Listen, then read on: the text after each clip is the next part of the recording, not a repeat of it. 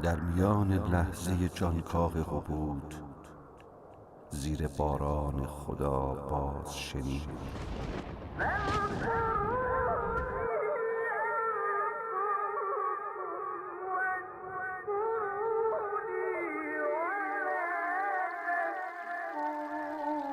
نازنینم، آدم، نه به اندازه تنهایی من، نه به اندازه عرش، نه به اندازه گلهای بهشت، که به اندازه یک دانه گندم. تو فقط یادم باش. یاد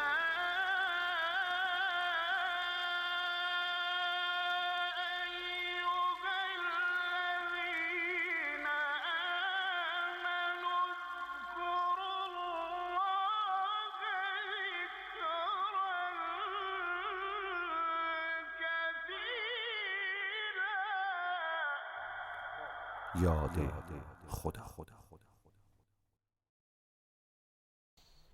بسم الله الرحمن الرحیم. الذین آمنوا و تطمئن قلوبهم بذکر الله، الا بذکر الله تطمئن القلوب. در خانه ای که نور ولا موج میزند، آرامش و امید و صفا موج میزند. در زندگی به سبک ائمه یقین بدان، دارد همیشه یاد خدا موج میزند. سلام خدا بر پیامبر رحمت و خاندان مطهر و پاکشون. اللهم صل علی محمد و آل محمد و عجل فرجهم. سلام خدا بر امام مهدی عجل الله تعالی فرجه الشریف. سلام خدا به روی ماه همتون اهالی ارجمند یاد خدا. خدا رو شکر باز هم ما کنار شما نشستیم و هم نفس شماییم و انشاءالله هممون به یاد خدا. امیدواریم که این لحظات برنامه یاد خدا تسری پیدا کنه و همه عمرمون از این لحظه ها باشه. با افتخار محضر سرور ارجمندم استاد و مفسر قرآن کریم جناب استاد سید محمد حسین عظیمی هستم. آقا سلام علیکم و رحمت الله. سلام علیکم. خدمت بینندگان عزیز هم سلام عرض میکنم و امیدوارم که روزگار خوبی رو در پناه قرآن به سر ببرند انشاءالله. خیلی ممنونیم از تشریف فرماییتون، قدمتون به روی چشم. با افتخار خدمت استاد عظیمی عزیز هستیم. قواعد قرآنی عنوان بحث بسیار نابشون هست. چندین سال، ما تقریبا از سال دوم برنامه، یعنی حدود 8 ساله که مهمونشون هستیم و این قواعد به دل بیننده های عزیز و ارجمندمون نشسته. در پیام های شما به 3720 و در مراجعتون به فضای مجازی، تعداد دفعاتی که برنامه ما در اپلیکیشن تلویزیون و جاهای دیگه دیده میشه مشخص است که مباحث قرآنی استاد عظیمی با این شکل ناب و درجه یکش، بدیعش، تفسیر نوعی است در حوزه تفسیر موضوعی، دلنشین واقع شده و کارساز. انشالله هممون بتونیم بهتر و بیشتر بهره مند بشیم. دعوت کنید از عزیزان با پیامک، با هر شکلی که فکر میکنید که بیننده این برنامه باشند. خلاصه جلسه قبل در ارتباط با قاعده مبلغ علم تقدیم حضورتون.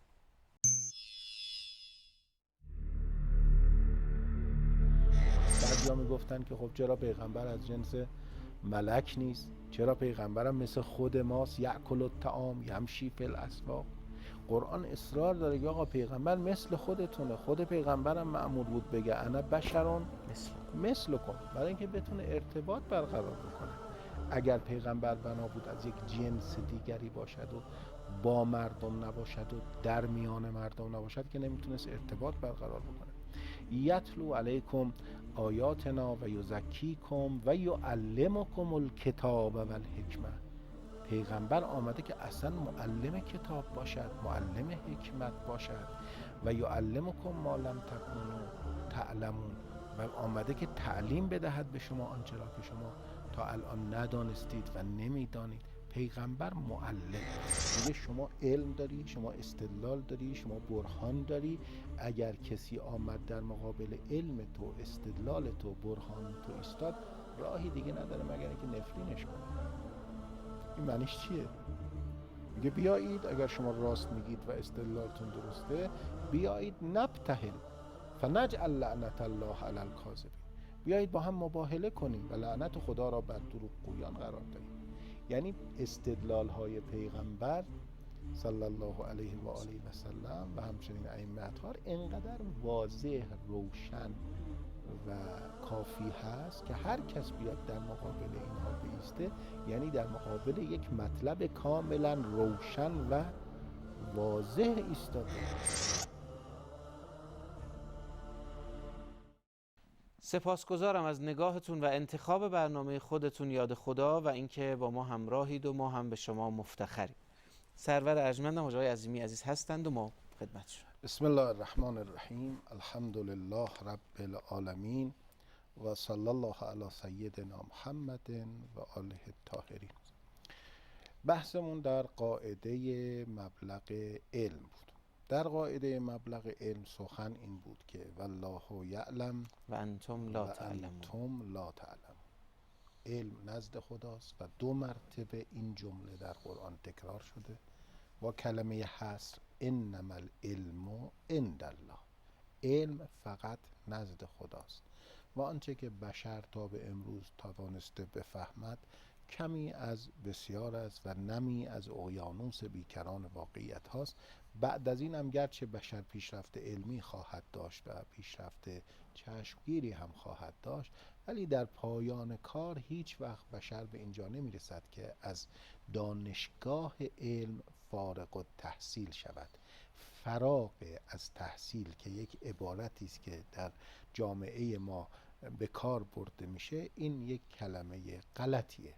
اصلا امکان فراغ از تحصیل وجود نداره برای هیچ کدام از افراد مخلوقات امکان ندارد. بشر اگر همیشه بشر، جن، انس، ملک، هر کس که هست، هر چیز که هست، اگر همه وقتش رو صرف تحصیل علم بکنه، باز هم از دانشگاه علم فارغ التحصیل نمیشه و این استثناء بردار هم نیست. حتی وجود نازنین پیغمبر هم فرمودند که رب زدنی علما، خدایا بر علم من بیفزا. خب گفتیم که حالا که بشر بناست فارغ التحصیل نشود، تلاش بیشتر در تحصیل علم واجب می شود. یعنی ما هرچه هم بخوانیم باز کمی می دانیم، پس باید بیشتر بخوانیم تا بتوانیم هرچه ممکن است بفهمیم. سوال این شد بعد از اینکه ما 20 جلسه تقریبا در مورد مبلغ علم صحبت کردیم و تحصیل علم برای ما ضروری شد، واجب شد، ما در خانه چه کسی بریم؟ معلم کیه؟ از کجا بفهمیم؟ ما یه ملاک ارائه کردیم. ملاکی که ارائه کردیم مضمونش این هست که علم نزد خداست. کسانی عالمند و بیشتر عالمند و معلم می شوند که بیشترین ارتباط رو با خدا داشته باشند. شما یه چاه رو اگر در کویر بزنید، خیلی باید بزنید تا برسید به آب، 300 متر 400 متر. تازه موقعی هم به آب رسیدید، چون فاصله این کویر، این جایی که شما چاه زدید، به دریا زیاد هست، لذا خیلی آبی در این چاه نیست. ولی هرچه این چاه به دریا نزدیک تر باشد پر آب تره. منطقی هست یا نه؟ همینطور. شما اگر به منبع علم نزدیک تر باشید طبیعتاً عالم ترید. اگر به منبع قدرت نزدیک تر باشید قدرتمند ترید. لذا انسان هایی که بیشترین ارتباط رو با خدا دارند، بیشترین اتصال رو به حضرت علیم قدیر دارند، عالمتر، قادرتر و از حیات بیشتری برخوردارند. در میان مخلوقات نفر اول که با خدا ارتباط دارد، یعنی مرتبط ترین شخص عالم امکان با خدا، حضرت پیامبر صلی الله علیه و آله و سلم. لذا عالم ترین شخص در این عالم امکان حضرت پیامبر و علم از طریق پیامبر به سایر مخلوقات میرسه و اگر کسی بخواد تحصیل علم بکنه باید از طریق پیامبر باشه. لذا خودشون فرمودن، اگر قرآن فرمود فاسألوا اهل الذکر، اهل ذکر ما هستیم. اگر قرآن راسخین فی العلم رو معرفی میکنه، راسخین در علم ما هستیم. اگر در سوره عنکبوت آیه 49 فرمود بل هو آیات بینات فی صدور الذین اوتوا العلم. اینها آیات بینه هستند در سینه کسانی که به ایشان علم داده شد. اشاره کردن به سینه خودشان، گفتن منظور ما هستیم. اگر فرمود اورثنا الکتاب الذین اصطفینا من عبادنا، فرمودن اینا فرزندان فاطمه زهرا سلام الله علیها هستند. الذین آتیناهم الکتاب، اهل علم، معدن علم، مختلف الملائکه، موضع سر الله، مفاتیح الحکمه، ورثة العلم، وارثان علم نبی و جمیع انبیا. عندهم جمیع الکتب التي نزلت من عند الله، علم الکتاب کله، نه علم من الکتاب. اینا همه نزد ائمه است، نزد پیامبره. لذا هر کس که نیاز به علم داره و دانشجوی علمه باید در خانه اهل بیت بره، و اگر در خانه غیر اهل بیت، غیر پیامبر بره، اشتباه رفته. چون انما العلم، ببینید برهان خیلی ساده است، انما العلم عند الله، علم مال خداست، نزد خداست. بعد از خدا چه کسی از علم برخوردار است؟ اون کسی که بیشترین ارتباط رو با خدا داره. بنده و جناب والی اگر خواستیم تحصیل علم بکنیم باید بریم نزد اون کسی که بیشترین ارتباط رو با خدا داره و علم رو از خدا دریافت میکنه. میشه کانال رحمت، میشه کانال علم، و از اون طریق علم به بشر منتقل میشه. اما حالا سوال اساسی که من خواهش میکنم اگر من نتونستم این بحث رو در این جلسه تمام بکنم، بینندگان ما در جلسه بعد هم این بحث رو دنبال کنن و ما بتونیم به یه جایی برسیم. سوال اینه که خب ما رفتیم در خانه پیغمبر، سوال کردیم. ببینید قرآن هم ملاحظه بفرمایید، خیلی جای قرآن میگه یسألونک یسألونک یسألونک، میان از تو سوال میکنن. سوال اول این که پیغمبر هر سوالی ازش کرد باید جواب بده. اصلا دانستن جواب هر سوالی مصلحت به صلاحه؟ این یه سوال. این سوال خوبیه به نظر شما یا بده؟ شما آقای معلمی دارید، میدونید معلمتون مثلا تو جامعه ما رسم آقا، هی الکی یکی که میبینن ازش سوالای بیجا میپرسن. حالا آمدیم سوال کردن، درست شد؟ و پیغمبرم میدونه جواب اون سوال چیه، باید جواب بده. یعنی هر که هر سوالی کرد معلم موظفه پاسخ بده. اصلا دانستن پاسخ هر سوالی به صلاح هست یا به صلاح نیست، که حالا اینا صحبت میکنیم آخر کار. اصلا یکی از فواید قاعده مبلغ علم همینه که ما اصلا چه سوالی باید بپرسیم. مسئله دیگر، ما هر سوالی از پیغمبر کردیم پیغمبر میدونه. این یه سوال دیگه است. آخه این بعضی سوالا رو پیغمبر میدونه جوابشو، صلاح نیست بگه، نمیگه مثلا. اما سوال دیگه اینه که هر سوالی ما کردیم پیغمبر باید جوابش رو بدونه. و اگر فرض کنید ما یه سوالی کردیم که اون سوال رو پیغمبر پاسخش رو نمیداند، این از شأن پیغمبر چیزی کم میشه؟ قرآن چی گفته اینجا؟ چجوری قرآن با این قضیه برخورد کرد؟ اجازه میدید چند تا آیه قرآن بخونم؟ با افتخار. خب یک سوره احزاب آیه 63 میفرماد یسألک الناس عن الساعة. علم دیگه، دانشگاه اومدن سوال کردن، از معلم هم سوال کردن، درست هم آمدن، جای خوبی آمدن.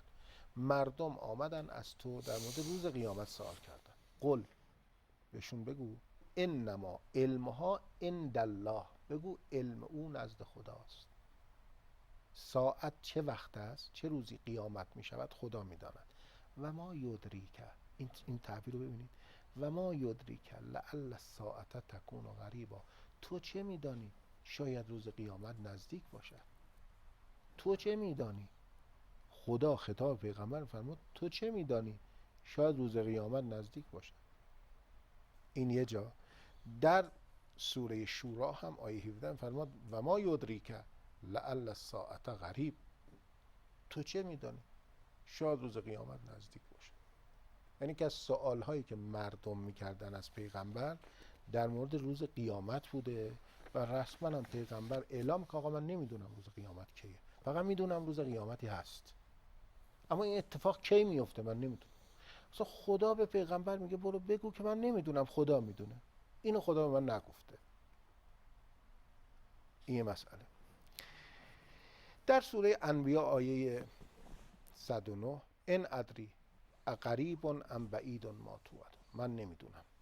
سوره انبیاء آیه 111 ان ادری لعله فتنة لکم و متاع الی حین، باز پیغمبر میفرمان من نمیدونم. سوره احقاف آیه 9، این آیه جالبیه، دقت بفرمایید. قل، به مردم بگو، ما کنت بدءا من الرسل، من که اولین پیغمبر که نیستم که، بلکه پیغمبر ما آخرین پیغمبر بودن. و ما ادری ما یفعل بی ولا بکم، من نمیدونم چه بر سر من میاد چه بر سر شما میاد. جمله دقت بفرمایید، این آیه قرآن است، من نمیگم. آقایون بینندگان عزیزم ناراحت نشن، قرآنه. میفرماد که برو به مردم بگو که من اولین پیغمبر نیستم و ما ادری، پیغمبری که خداوند میگه این معلم بشره ولی نمیدونه، میگه من ما نمیدونم. ادری. ما ادری ما یفعل بی ولا بکن، من نمیدونم آینده چه میشه، چه بر سر من میاد چه بر سر شما میاد. من چه کارم در عالم؟ ان اتبع الا ما یوحى الی و ما انا الا نذیر مبین. من تبعیت نمی کنم مگر آنچه که به من وحی شده. من آنچه که به من وحی شده همون رو تبعیت میکنم. و ما انا الا نذیر مبین. یا آیه دیگه هم بخونم از همین قبیل، باز آیه 25 سوره جن اگه خواستید تلاوتم بشه بد نیست. قل ان ادری قریب ما توعدون ام یجعل له ربی امدا، من نمیدونم آنچه که به شما وعده داده شده است بعید است یا خداوند برای او مهلتی تعیین کرده است. بریم محضر قرآن کریم. الان استاد عظیمی راجبش فرمودن، آیه رو بشنویم، برمیگردیم یه قدری باز بیشتر راجبش صحبت میکنیم. چقدر لذت بخش شنیدن آیه قرآنی که قبل و بعدش تفسیرش با این شیرینی گفته میشه. محضر سوره مبارکه جن مشرف میشیم. بسم الله الرحمن الرحیم. قل إن أدري أقريب ما توعدون أم يجعل له ربي أمدا. اللهم صل على محمد وآل محمد وعجل فرج آل محمد. 25مین آیه از سوره مبارکه جن رو دوستان پخش کردن برای بیننده‌های خوبمون، با افتخار محضر شما. ببینید بحث این شد که ما موظف شدیم بریم در خانه پیغمبر که علم اونجاست. چرا علم اونجاست؟ چون بیشترین ارتباط رو پیغمبر با خدا داره. خدا عالمه، انما العلم عند الله، و نزدیکترین موجود با خدا پیغمبره. پس پیغمبر بیشترین علم رو داره و از طریق پیغمبر هست که علم در میان بشر و سایر موجودات جن و ملک منتشر میشه. اما رفتیم در خانه پیغمبر، سوال کردیم، پیغمبر فرمود ان ادری، من یه چیزایی رو نمیدونم. باز آیه قرآن بخونم براتون.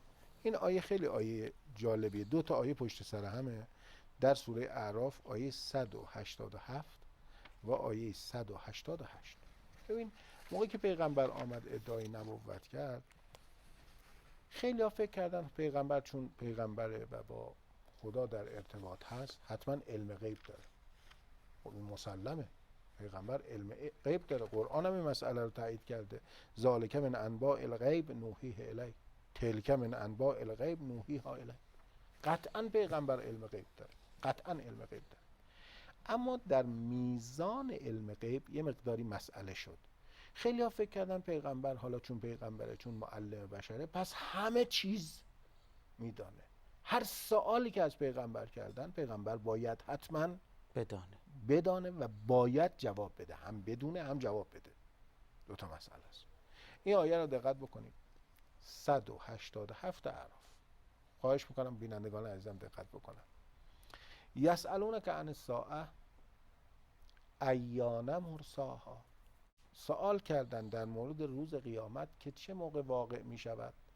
در مورد وقوع روز قیامت، زمان وقوع روز قیامت سوال کردن. قل علمها عند ربی، در پاسخ بگو که علم این قضیه نزد پروردگار است. ولا یجلیها لوقتها الا هو، جز او هیچ کس آن را به موقع خود آشکار نمی سازد. یعنی خدا میدونه روز قیامت چه موقع انجام میشه و خودش هم آشکارش می سازد. ثقلت فی السماوات والارض لا تأتیکم الا بغتة، این قضیه بر آسمان ها و زمین خیلی سخته و یک دفعه اتفاق میفته. تأتیکم لا تأتیکم الا بغتة، یک حادثه ای است که یه دفعه ناگهانی اتفاق میفته.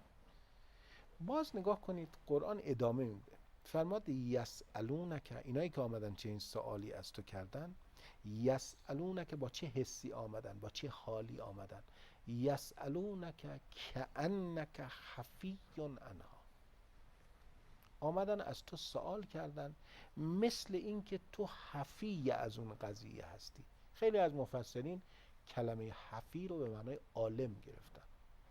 آمدن از تو سوال کردن مثل این که تو میدونی.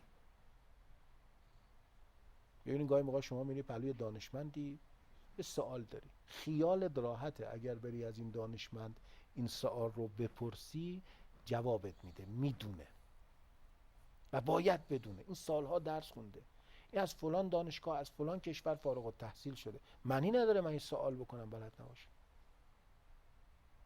آمدن پیش پیغمبر، قبول کردن پیغمبره، میدونستن پیغمبره، گفتن پیغمبره ما با خدا مرتبطه. چون با خدا مرتبطه پس قطعا باید جواب این سوال رو بدونه. یسألونک، آمدن از تو سوال کردن کأنک، مثل این که کأنک حفی عنها. حالا من میخوام این عرض کنم که مفسرین خیالشون گفتن حفی یعنی عالم، درسته حفی یعنی عالم ولی نه هر عالمی، به هر عالمی نمیگن حفی. حفی به کسی میگن که به عالمی میگن حفی که پیرامون یک مسئله کاملا تحقیق کرده، بررسی کرده و تمام زوایای اون قضیه رو، جزئیات اون قضیه رو، تفصیلات اون قضیه رو میدونه. اینو بهش میگن حفی. اگه شما اجمالاً یه چیزی رو بدونید و خیلی سربسته پیرامون یک چیزی مطالعه کرده باشید، یه چیزایی از اون بدونید، بهتون نمیگن حفی، نهایتاً به شما میگن عالم. حفی یعنی کسی که کاملاً بررسی کرده، کاملا تحقیق کرده، کاملا زوایای قضیه رو، همه جوانب قضیه رو، همه تفصیل، همه جزئیات قضیه رو میدونه. به این میگن حفی. یا آمدن از تو سوال کردن چون فکر میکردن تو پیغمبری دیگه و پیغمبر هم هستی، فکر میکردن تو باید همه چی رو بدونی و همه چی رو میدونی. با این حس آمدن. واقعا اگر کسی با همچی حسی بیاد سراغ شما چی کار میکنید؟ که فکر بکنید خودتون در این فضا قرار بدید.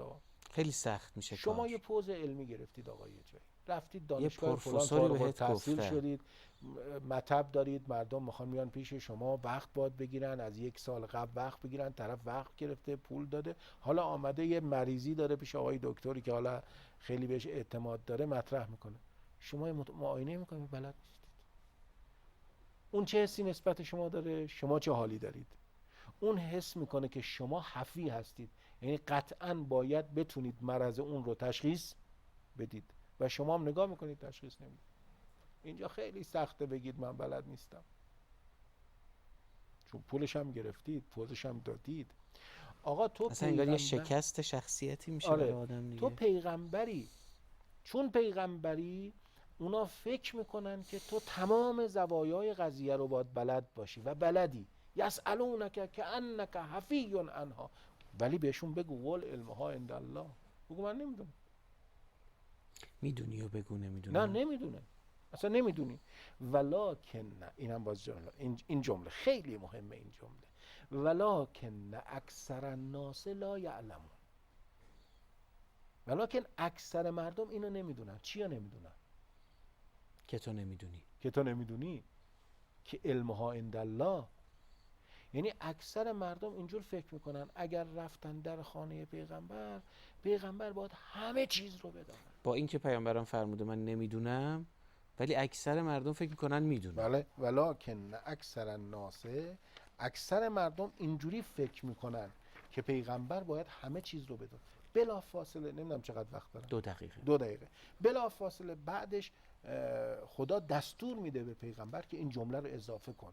قل. ببینید تو آیه 2 مرتبه پیغمبر فرمود من نمیدونم، خدا میدونه. یه بار فرمود علمها عند ربی، آخرش هم دوباره فرمود علمها قل علمها عند الله، هر دوش هم قل داشت. بعد دوباره خدا پیغمبر فرمود در ادامه این جمله رو به مردم بگو قل لا املک لنفسی نفعا ولا ضرا الا ما شاء الله.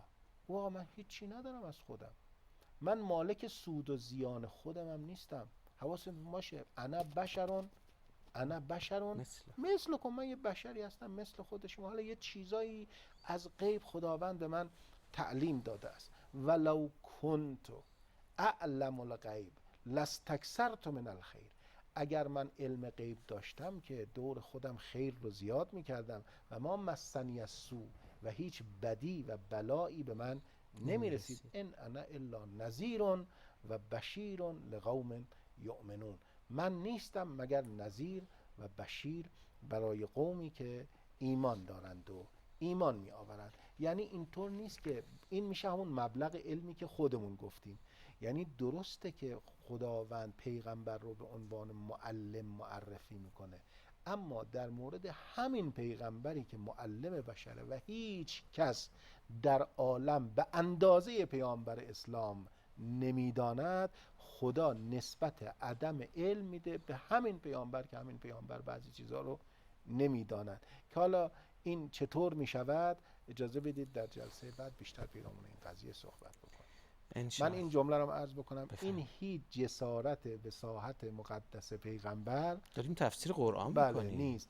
اجازه بدن جلسه بعد بیشتر در مورد این قضیه تو هیچی ما این جلسه از خودمون اضافه نکردیم، قرآن رو فقط ترجمه کردیم.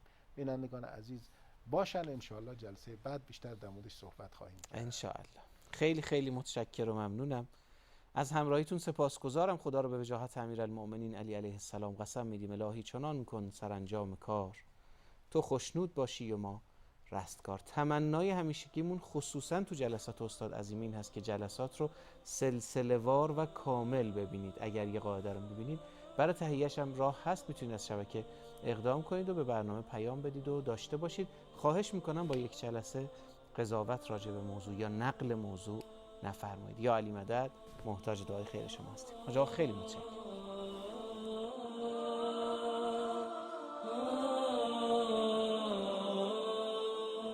پشت هر کوه بلند سبززاری است پر از یاد